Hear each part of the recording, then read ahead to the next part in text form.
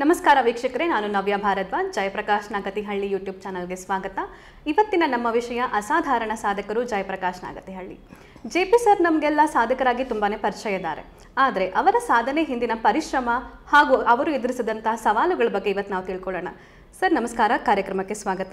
ನಮಸ್ಕಾರ ಸರ್, ನಿಮ್ಮ ಬಾಲ್ಯದ ಬಗ್ಗೆ ಹೇಳೋದಾದರೆ ನಿಮ್ಮ ಎಜುಕೇಷನ್ ಎಲ್ಲಿಂದ ಸ್ಟಾರ್ಟ್ ಆಯಿತು? ನಿಮ್ಮ ತಂದೆ ತಾಯಿ ಯಾವ ಥರ ಅವರು ನಿಮ್ಮ ಎಜುಕೇಷನ್ಗೆ ಕಷ್ಟಪಟ್ಟಿದ್ದಾರೆ? ಸೊ ಇದ್ರ ಬಗ್ಗೆ ನೀವು ಹೇಳೋದಾದರೆ ಏನು ಹೇಳ್ತೀರಾ?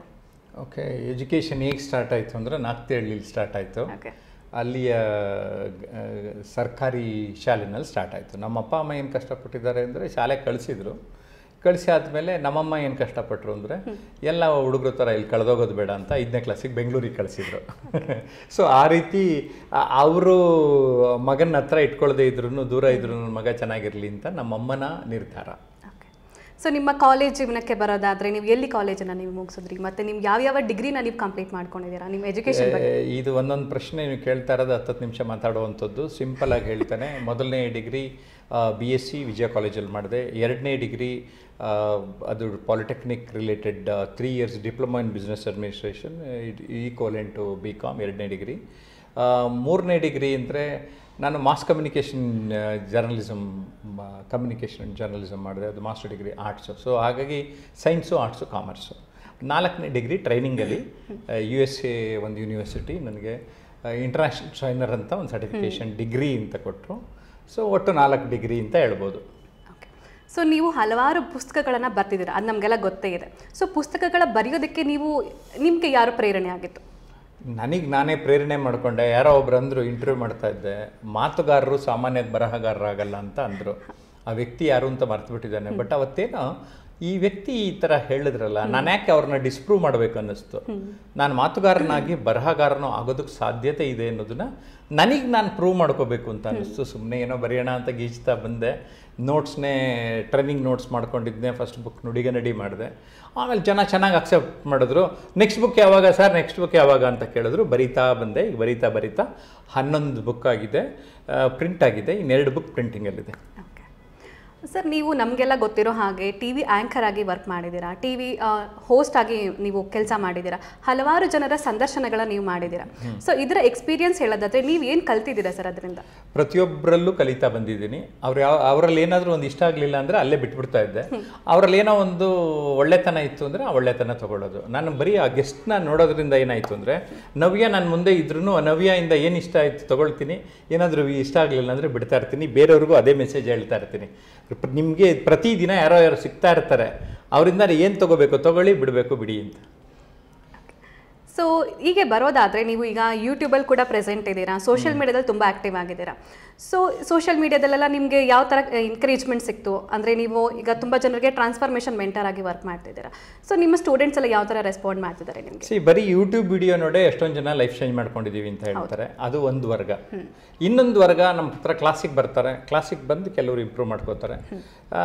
ಕೆಲವರು ರೆಗ್ಯುಲರ್ ಆಗಿ ಬರ್ತಾರೆ, ಕೆಲವರು ಫೀಸ್ ಕೊಟ್ಬಿಟ್ಟು ಸ್ವಲ್ಪ ದಿನ ಆದಮೇಲೆ ಬರಲ್ಲ. ಅಂಥವ್ರು ನಾವೇನು ಮಾಡೋಕ್ಕಾಗಲ್ಲ. ಫೀಸ್ ಕೊಡೋದ್ರ ಜೊತೆಗೆ ಕ್ಲಾಸಿಗೆ ಸರಿಯಾಗಿ ಬಂದರೆ, ಯಾರು ರೆಗ್ಯುಲರ್ ಆಗಿ ಬಂದಿದ್ದಾರೆ ನಾನು 100% ರಿಸಲ್ಟ್ ಕೊಟ್ಟಿದ್ದೀನಿ. And before and after transformation ನನಗೆ ಕಣ್ಣಿಗೆ ಕಾಣುವ ಹಾಗೆ ಬದಲಾಗಿದ್ದಾರೆ. ಅಷ್ಟೇ ಅಲ್ಲ, 10x 100x ಇಂಪ್ರೂವ್ ಆಗಿ ಅವ್ರ ಲೈಫಲ್ಲಿ ನನ್ನ ಕಣ್ಣು ಮುಂದೆ ಸಾಧಕರನ್ನು ನೋಡಿಬಿಟ್ಟಿದ್ದೀನಿ. ಅದರಲ್ಲಿ ಕೆಲವರು ಬಿಸ್ನೆಸ್ ಎಂಟರ್ಪ್ರಿನರ್ ಆಗಿದ್ದಾರೆ, MLAಗಳಾಗಿದ್ದಾರೆ, IAS ಆಗಿದ್ದಾರೆ, TV ಹೋಸ್ಟ್ಗಳಾಗಿದ್ದಾರೆ. ನೀವು 1 ಮಿಲಿಯನ್ ಜನಗಳಿಗೆ ಟ್ರಾನ್ಸ್ಫಾರ್ಮೇಷನ್ ಮಾಡಬೇಕು ಅಂತ ಒಂದು ಗೋಲ್ ಸೆಟ್ ಮಾಡ್ಕೊಂಡಿದ್ದೀರಾ. ನಿಮಗೆ ಯಾರಿಂದ ಈ ಪ್ರೇರಣೆ ಸಿಕ್ತು, ಮಾಡಬೇಕು ಅನ್ನೋ ಆಸೆ ಯಾವಾಗ ಬಂತು? ನಾನು ಬದುಕಿನ ಉದ್ದೇಶ ಅರ್ಥ ಆಯಿತು ನನಗೆ. ಅದಕ್ಕೆ ಗೌರ್ಮೆಂಟ್ ಜಾಬ್ ಬಿಟ್ಟೆ. ಅದು ಎಲ್ಲರೂ ಗೌರ್ಮೆಂಟ್ ಜಾಬ್ ಬಿಟ್ಟರೆ ಯಾರಾದರೂ ಸೇರ್ಕೋಬೋದು ಅಂತ ಅನ್ನಿಸ್ತು. ಈಗಾಗಲೇ 8 ಲಕ್ಷ ಜನಕ್ಕೆ ಆಫ್ಲೈನಲ್ಲಿ ಟ್ರೈನಿಂಗ್ ಮಾಡಿದ್ದೀನಿ. ಈ ಗುರಿ ಇಟ್ಕೊಂಡಿರೋದು ಆನ್ಲೈನಲ್ಲಿ 1 ಮಿಲಿಯನ್ ಅಂತ, ಆನ್ಲೈನಲ್ಲೇ ರೀಚ್ ಆಗಬೇಕು ಅಂತ. ಆ ಒಂದು ಪ್ರಕ್ರಿಯೆನಲ್ಲಿದ್ದೀನಿ. ಯೂಟ್ಯೂಬ್ ಮೂಲಕನೇ ಒಂದು 70 ದೇಶದ ವೀಕ್ಷಕರು ನೋಡ್ತಾ ಇದ್ದಾರೆ ಈಗ. ಸೊ ಇಡೀ ಪ್ರಪಂಚದಲ್ಲಿರೋದೇ ಅವ್ರನ್ನೆಲ್ಲರನ್ನು ರೀಚ್ ಆಗೋಣ. ಅದರೊಳಗಡೆ ಯಾರು ನಮ್ಮ ಮಾತುಗಳು ಇಷ್ಟ ಆಗ್ತದೆ ಅಥವಾ ನನ್ನ ವಿಚಾರಗಳು ಇಷ್ಟ ಆಗುತ್ತೆ ಬರ್ತಾರೆ ಅನ್ನೋ ಒಂದು ದೃಷ್ಟಿಯಿಂದ ಸೋಷಿಯಲ್ ಮೀಡಿಯಾನ ಬಳಸ್ಕೊಳ್ಳೋಕೆ ಪ್ರಯತ್ನ ಪಡ್ತಾರೆ. ಜೊತೆಗೆ ನೀವು ಚಿತ್ರರಂಗದಲ್ಲಿ ಕೂಡ ಆ್ಯಕ್ಟಿವ್ ಆಗಿದ್ರಿ ಕೆಲ ವರ್ಷಗಳ ಕಾಲ. ಆ್ಯಕ್ಟಿಂಗ್ ಆಗಿರ್ಬೋದು ಆ್ಯಂಡ್ ಸ್ಟೇಜ್ ಪರ್ಫಾರ್ಮೆನ್ಸ್ ಆಗಿರ್ಬೋದು, ನೀವೆಲ್ಲ ಮಾಡಿದ್ದೀರಾ. ಸೊ ಅದರ ಎಕ್ಸ್ಪೀರಿಯನ್ಸ್ ಹೇಳೋದಾದರೆ ನೀವು ಎಲ್ಲಿಂದ ಸ್ಟಾರ್ಟ್ ಮಾಡಿದ್ರಿ ಆ್ಯಕ್ಟಿಂಗ್ ಕೆರಿಯರ್? ಆ್ಯಕ್ಟಿಂಗ್ ನಾನು ತುಂಬ ಕಾಲೇಜ್ ಡೇಸಿಂದನೇ ಶುರುವಾಯಿತು. ಹೈಸ್ಕೂಲಲ್ಲೇ ಒಂದು ಮೈಮ್ ಶೋನಲ್ಲಿ ಭಾಗವಹಿಸಿದ್ದೆ. ಅದಾದಮೇಲೆ ಸುಚಿತ್ರಾ ಫಿಲಮ್ ಸೊಸೈಟಿಯವರು 1 ಮಂತ್ ಥಿಯೇಟರ್ ವರ್ಕ್ಶಾಪ್ ಮಾಡಿದ್ರು, CGK ಡೈರೆಕ್ಟ್ ಮಾಡಿದ್ರು. ಅದರಲ್ಲಿ ತುಗ್ಲಕ್ ಅಲ್ಲಿ ಇಲ್ಲಿ ಅಂತ ಭರಣಿ ಪಾತ್ರ ಮಾಡಿದೆ. ಸಂಚೆ ಅಂತ ಒಂದು ಡ್ರಾಮಾ ಟ್ರೂಪ್ ಆರಂಭ ಆಗ್ತಾ ಇದ್ದಾಗ ನನ್ನ ಫ್ರೆಂಡ್ಸೇ ಇದ್ದರು. ಮಳೆಯ ನಿಲ್ಲುವವರೆಗೆ ನಾನು 20ನೇ ವಯಸ್ಸಿನಲ್ಲಿದ್ದಾಗ 70 ವರ್ಷದ ಮುದುಕನ ಪಾತ್ರ ಮಾಡಿದೆ. ನನಗೆ ಆ ಟೈಮಲ್ಲಿ ಜ್ವರನೂ ಬಂದಿದ್ದಕ್ಕೋಸ್ಕರ ಅದೊಂಥರ ಆ್ಯಕ್ಟಿಂಗಿಗೆ ನಾನು ನಡ್ಕೊಂಡು ಜ್ವರ ಬಂದು ನಿಜವಾಗೂ 70 ವರ್ಷ ಒಂಥರ ಮಾಡಿದೆ. ಈ ಥರದ ಅನುಭವಗಳೇನಿದೆ ನನಗೇನಿತ್ತು ಅಂದರೆ ಎಲ್ಲವನ್ನ ಒಂದು ಸರಿ ಪ್ರಯತ್ನ ಮಾಡಬೇಕು, ಅದು ನನ್ನ ಇಷ್ಟ ಯಾವುದು ಅಂತ ಕಂಡುಕೊಂಡ ಮೇಲೆ ಒಂದರಲ್ಲಿರಬೇಕು ಅಂತ. ಅದು ಸ್ವಲ್ಪ ವರ್ಷಗಳಾದಮೇಲೆ ಟ್ರೈನಿಂಗಲ್ಲಿ ನನಗೆ ಆಸಕ್ತಿ ಇರೋದು ನಾನು ಗುರುತಿಸ್ಕೊಂಡೆ. ಅವೆಲ್ಲ ಎಷ್ಟು ಬೇಕೋ ಅಷ್ಟು ಇಟ್ಕೊಂಡು ಇದ್ರ ಕಡೆ ಗಮನ ಕೊಟ್ಟೆ. ಸೊ ನೀವು ರೇಡಿಯೋದಲ್ಲೂ ಕೂಡ ವರ್ಕ್ ಮಾಡಿದ್ದೀರಾ, ಸೊ ಅದರ ಅನುಭವ ಹೇಗಿತ್ತು? ಅದು ಕಾಲೇಜ್ ಡೇಸಲ್ಲಿ ಕೇವಲ ನಾವು ಆಕಾಶವಾಣಿ ಬೆಂಗಳೂರು ರೇಡಿಯೋನಲ್ಲೇ ನಾನು ಜಾಸ್ತಿ ಪ್ರೆಸೆಂಟ್ ಮಾಡಿದ್ದು.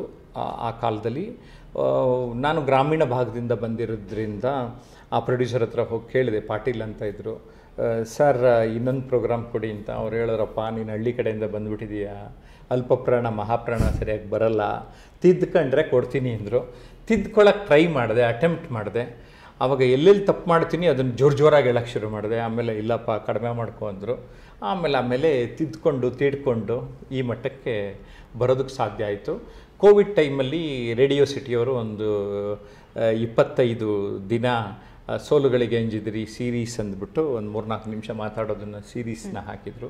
ಅದಕ್ಕಿಂತ FM ಜ್ಞಾನವಾಣಿಯಲ್ಲಿ ಒಂದು 10 ವಿಷಯಗಳ ಬಗ್ಗೆ ಅರ್ಧ ಗಂಟೆ ನನ್ನ ಇಂಟರ್ವ್ಯೂ ಮಾಡಿದರು.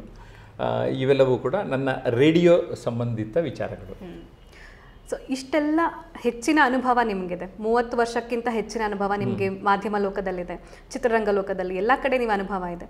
ಸೊ ನೀವು ಹೊಸದಾಗಿ ಶುರು ಮಾಡ್ತಾ ಇರೋ ಹೊಸ ಪ್ರತಿಭೆಗಳಿಗೆ ನೀವು ಏನು ಹೇಳಕ್ಕೆ ಇಷ್ಟಪಡ್ತೀರಾ? ಎಲ್ಲರಲ್ಲಿ ಒಂದು ಪ್ರತಿಭೆ ಇದೆ. ನಾನು ಅನನ್ಯತೆ ಅರಿಯಿರಿ ಅಂತ ಒಂದು ಪುಸ್ತಕ ಬರೆದಿದ್ದೀನಿ. ನಾನು ಪುಸ್ತಕ ಓದಿ, ನಾನು ಪುಸ್ತಕಗಳನ್ನ ಓದಿ ಲೈಫ್ ಬದಲು ಮಾಡ್ಕೋತಾರೆ. ಯೂಟ್ಯೂಬ್ ಚಾನಲ್ ಸಬ್ಸ್ಕ್ರೈಬ್ ಮಾಡಿ ರೆಗ್ಯುಲರಾಗಿ ನೋಡ್ತಾ ಇರಿ, ಬದಲಾಯಿಸ್ಕೋತೀರಿ. ಆದ್ರೆ ಆಚೆಗೆ ಬೆಳಿಬೇಕು, ಒಂದು ಸ್ವಲ್ಪ ದುಡ್ಡು ಕೊಟ್ಟರೆ ಇನ್ನೊಂಚೂರು ಚೆನ್ನಾಗಿ ಬೆಳಿತೀರಿ. ಆನ್ಲೈನ್ ಆಫ್ಲೈನ್ ಕ್ಲಾಸಿಗೆ ಬನ್ನಿ ಅಂತ ಹೇಳ್ತೇನೆ. ಥ್ಯಾಂಕ್ ಯು ಸರ್, ಇಷ್ಟೊತ್ತು ನಮ್ಮ ಜೊತೆ ಸಮಯ ಕಳೆದಿದ್ದೀರಾ, ನಿಮ್ಮ ಅನುಭವಗಳನ್ನು ಹಂಚ್ಕೊಂಡಿದ್ದೀರಾ. Thank you.